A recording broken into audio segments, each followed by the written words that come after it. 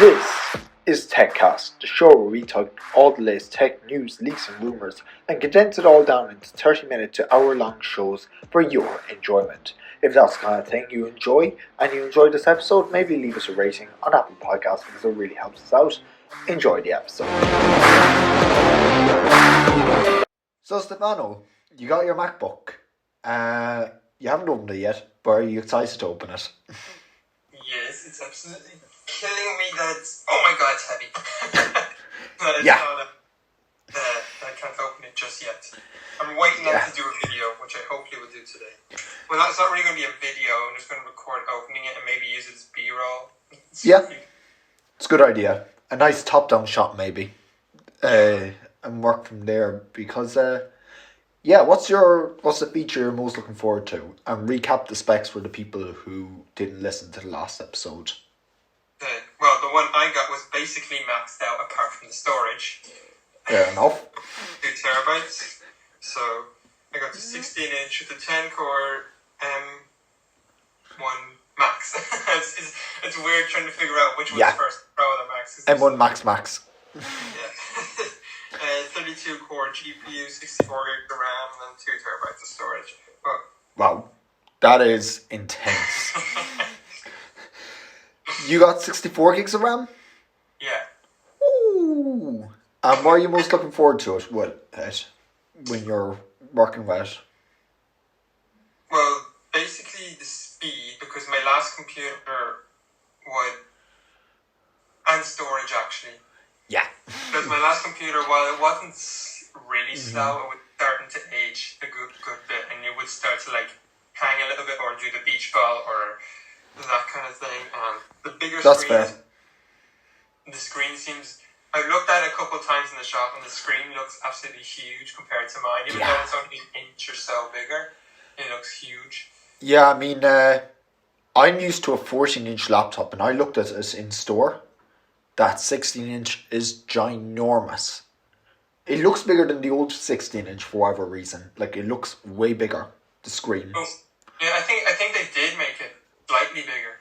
Yeah, because I could never use a 16-inch. A 14-inch I could definitely see myself using at some point, but not a 16-inch. It's just too big for my liking. Compared to the 15-inch you're getting on Friday. Yeah, so... that's pretty much maxed out except for the storage. So a Radeon Pro 560, 16 gigs of RAM, a quad-core i7, 3.1 gigahertz, and 16 gigs of RAM, and a terabyte of storage. Yeah, it's a pretty nice spec. Yeah, only for 700 quid. So selling the Mac Mini, and all that money is getting dumped into a MacBook straight away. What made you not go with the M1? Yeah. So I priced up a bunch of M1 machines, and I was going to spend around 800 for a brand new MacBook Air M1.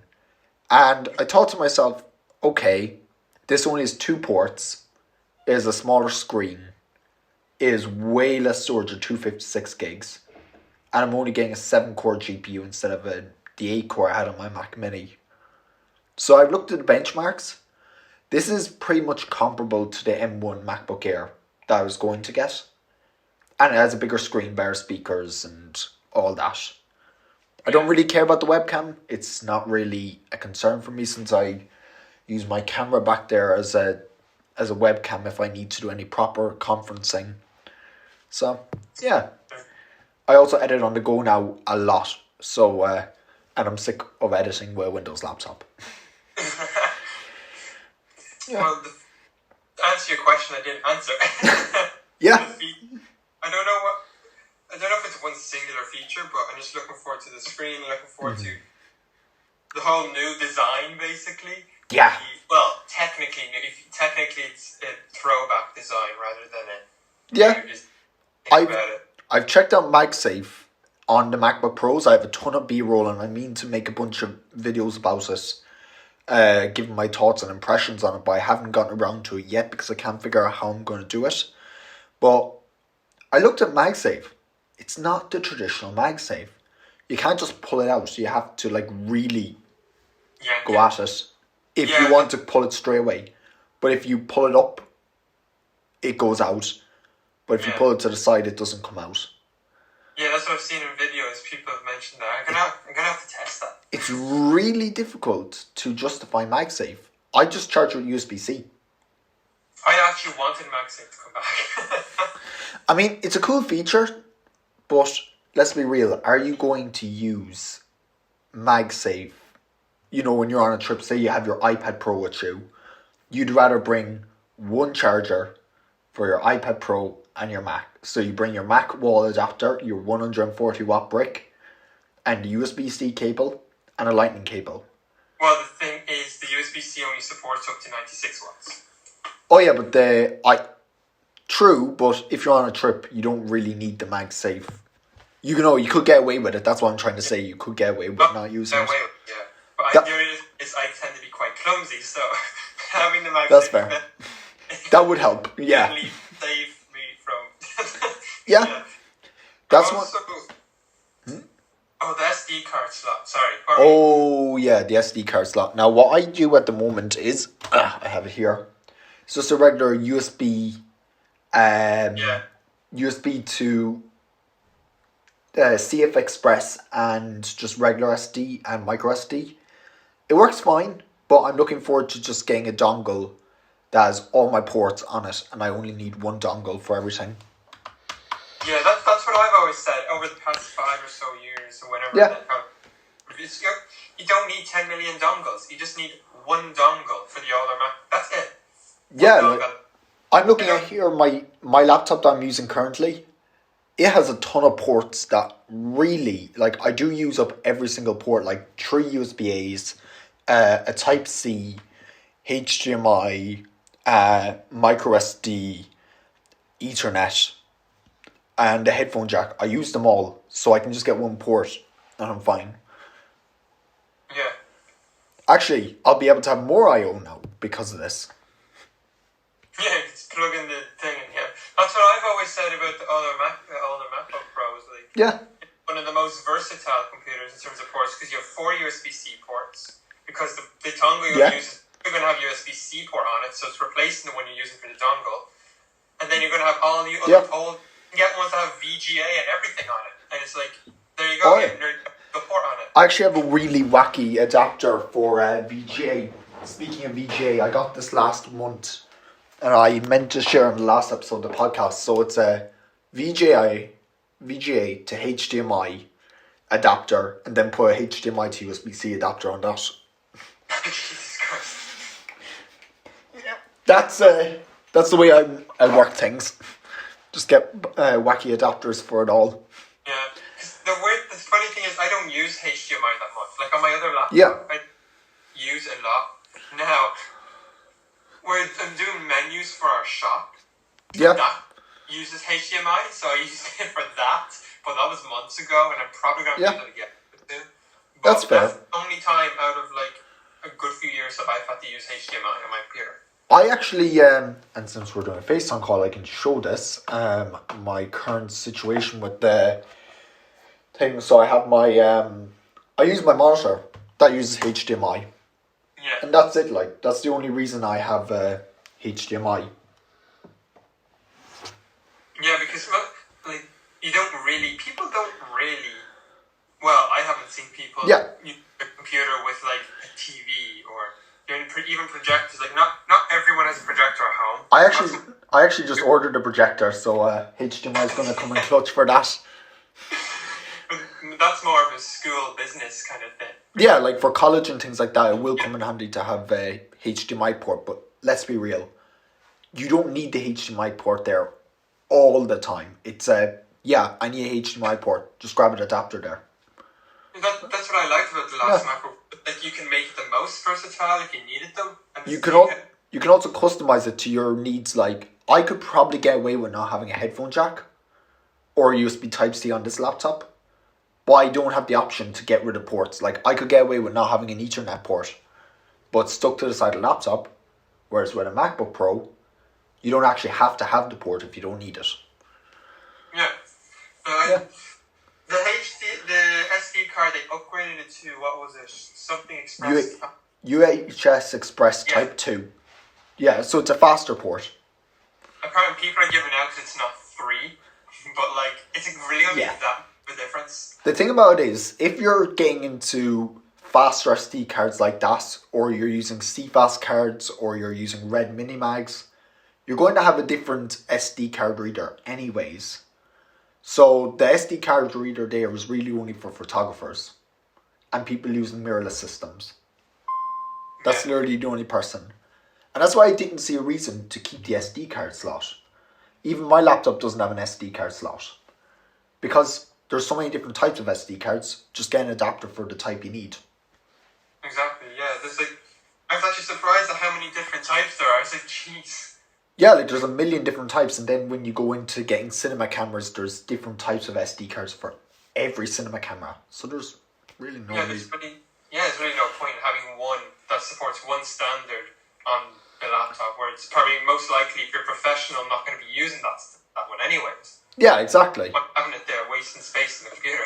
You could use it for maybe another port, maybe another USB-C, or maybe if you really wanted a USB-A. Yeah. I mean, I'm all for having it. I'm all for having it there. It's just doesn't because I would use it because I do use SD cards, but it just doesn't feel necessary. Because I've been using an adapter for my SD cards for the last 2 years, so I don't really need it. Yeah, see, my iMac and my MacBook Pro, the SD card slots, something's gone wonky with it. My iMac they go wrong. Working altogether for some reason. My MacBook one, sometimes I have to slam the SD card into the computer to get it to read it. Oh, lovely. So, like, that's why I was like, I'm not that mad about not having an SD card reader on the computer because, well, if it does break, at least I can buy another dongle. Exactly, like, I don't think... I'm not too concerned about having a HDMI port or an SD card slot. I care more about the versatility with the ports, and that's why I'm looking forward to that. Also, a thing I'm looking forward to, the butterfly keyboard. This is something I wanted to address in a video, which I'm not sure if I'm going to do that because I know it's going to bring all the hate in. But the butterfly keyboard wasn't that bad. And do you want to know what's really interesting? If you have the sticky keys issue, all you have to do is replace the key mechanism inside the MacBook, and it's a half an hour of a process. So it's not even a problem. Like, I don't. Was sticky keys the only issue, or was there other issues? Sticky keys was literally the only issue with that MacBook. Oh, okay. And I have to replace a keycap when I get this Mac anyways because there's a hole in it. So, but other than that, like, it's a perfectly conditioned MacBook. I suppose the touch bar does freeze sometimes, which is a little bit annoying, but you can reset that. Yeah, most people found that a little annoying, but yeah. How would you... Sorry, one second. Do you want to grab a leg? No, I haven't had breakfast yet. I can't do it. Do you want Yes. Stefano said he wants it. For God's sake. Don't worry, I'll cut that out. So how'd you feel about not having the touch bar on your new MacBook Pro? Because you used this with the 13-inch. Yeah, I had it with the 13-inch last year, and I had it for 1 month. Yeah. And I used it every day. Like I did use it for like the obviously what they called, the function keys. Yeah. Volume slider was so nice. The Final Cut timeline as well, being able to swipe through your Final Cut timeline and your Logic tracks and or your tabs. I don't think I ever used it for Final Cut. You see, this is the thing that I really like about the touch bar. Because on my current laptop, it has a row of function keys. But they're fixed. I cannot change those. I don't need there's some keys that don't even have anything on it. But I don't need like a projector button, or I don't need a print screen button or something like that. But I could change those on a touch bar. So you're not stuck with something on a touch bar. Which I like.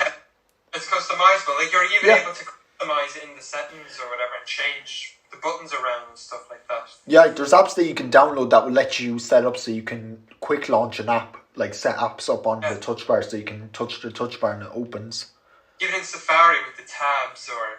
It might be the one thing that gets me back on Safari, if Chrome's not optimized. I had a touch bar pet. You know this thing you download? Oh! Like a touch bar. That's really clever, actually. I downloaded that and used that for a bit.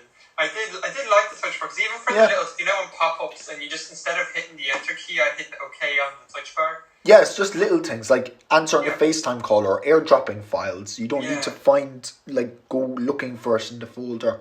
Since I'm always airdropping things, it's so simple.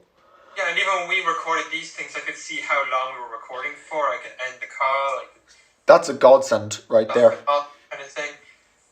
And then there, I did like the touch bar. I wasn't like, get rid of the touch bar. I liked it, but I'm also like, okay, it's not there now. It's not gonna affect things, but really upset it's gone. But yeah. I wouldn't mind it being there. No, you wouldn't mind it being there, but it's nice to have, which is another reason why I bought it over the MacBook Air, just for the touch bar. Yeah. I agree with Nick and Sweeney. The touch bar was the best, and they cannot get rid of it.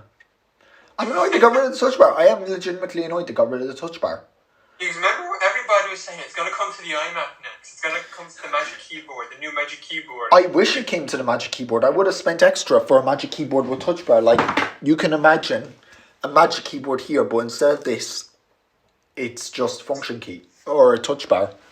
You see, that's... I was like, when I saw that the new iMac didn't get it, I was like, oh, yeah, they're rid of it. They're not doing it. I can actually pick up a keyboard for the new iMacs separately now. The one with Touch ID. Just selling it separate? In CX. Oh, okay. For anyone not living in Ireland, that's a third party, not repair, but a third party reseller. Yeah, I'm just random tech. Just comes up with like games and everything, DVDs, music, everything. Actually, here's an interesting question. When was the last time you used a projector? My birthday. Well, not my birthday, but like my party for my birthday. Which was... Yeah, because it's 2021 and I'm ordering a projector. That was back in October. My dad really wants he wants a good projector. One's like cost like a lot. Yeah. Like I can't buy one right now. I'm actually planning on getting the projector, and since I have a desk here, just setting it up here, and I have an empty wall up there that I'm going to just start projecting things onto, which is going to be handy. Yeah. By editing on it, not color grading, but like just regular editing would be nice. Have a TV screen on the wall. Sometimes I use my TV for editing. I don't use it for the color, but I use it for the chopping up and else. Like just because it's a nice big 55-inch TV, so it's way easier to edit on a bigger screen, so it is. And I do it through AirPlay as well, so it works pretty fine. Oh yeah, it's perfect. Like there's no reason that you can't do it.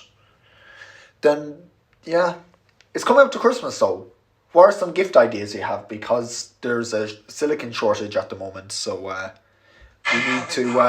we need to get our gift ideas in before so people can buy them. Well, you can't really say. Well, a dongle would be not that great of a gift, but I mean, if they own a MacBook, you can get like a USB-C hub for them, and they're working from home. Like you can get a USB-C hub. That's a good idea. Or something like that, or a pair of AirPods is another good one. AirPods 2, really cheap now. I got mine for 120, down from 150. Brilliant bargain. Okay. Would you say there's point of getting AirPods if you have headphones? On over-ear headphones? Yeah, so I have the Sony WH-XB900Ns. I had to learn that off by heart. Say that 3 times in the mirror. I summoned Steve Jobs by saying that, but I have over-ears, but there's some circumstances you just can't use over-ears, like if you're just walking around with a mask on in public, or just, you don't want to be rude, or you're travelling or whatever. AirPods are way more comfortable than over-ears sometimes. Yeah, because I noticed in the shop, I haven't used my Pros for ages, because I'll know they died for whatever reason. Yeah. And I have to use my headphones now, and every time, usually I only have one in my ear because, beaming. Not when we're actually working, when we're keeping it. So if a customer comes in or someone calls you can hear them. Yeah. But when I have to do it with my headphones, because they're attached to one thing, I have to have one in my ear, either behind or on the side of my head, not on my ear. And sometimes they just fall off and stuff like that just gets really annoying. And their AirPods are just built in such a way that you really can't go wrong with them. They're so light, you forget they're in there. And yeah, I'd say get AirPods for someone, if the regular, and I have them here, if the regular Apple AirPods worked for them.